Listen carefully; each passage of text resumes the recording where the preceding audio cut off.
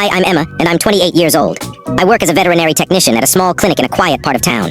It's not a high-flying career, but I love animals, and the job covers my rent for a cozy studio apartment near the clinic.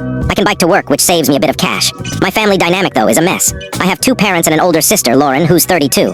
Lauren's a marketing executive at a big firm in the city, pulling in a hefty salary. My parents practically worship her. It's been this way forever, but things got worse after I finished college. Lauren landed her dream job right out of school and moved into a sleek downtown loft. She's been dating a guy named Ethan, who comes from what my parents call a solid family. Meanwhile, I'm stitching up dogs and cats, living in my modest apartment and very much single. To my parents, I'm the family letdown. Whenever we had company, my parents would gush over Lauren. Our daughter's a rising star at Pinnacle Marketing, my mom would beam. She's going places unlike Emma. Then my dad would chime in, and Lauren's got such a great guy. They're serious. Emma hasn't dated in ages.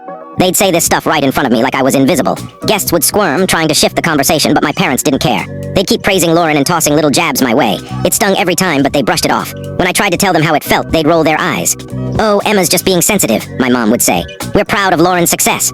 So I started avoiding family gatherings. I'd come up with excuses to skip dinners or events. It was easier than enduring their comparisons. I could still see what was happening through Lauren's Instagram. She'd post pictures from family dinners at my parents' house. Her, Ethan, my parents, all grinning like a picture-perfect family. Her captions read things like, "Nothing like family nights," or "Grateful for these moments."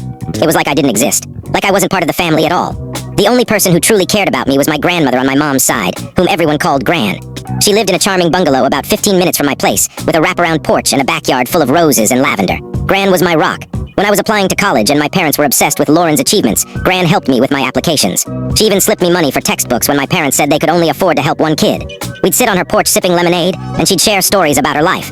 How she'd worked as a bookkeeper to put my grandfather through trade school, how she'd scrimped to buy their first home. Gran knew what it was like to grind without applause. She never made me feel less than. When I mentioned Lauren's latest promotion or Ethan's fancy new car, Gran would just nod. "That's nice for her," she'd say. "Now tell me about your week." She was the only one who asked about my job, my apartment, my life. The only one who remembered my birthday without a social media nudge. The only one who made me feel like I mattered.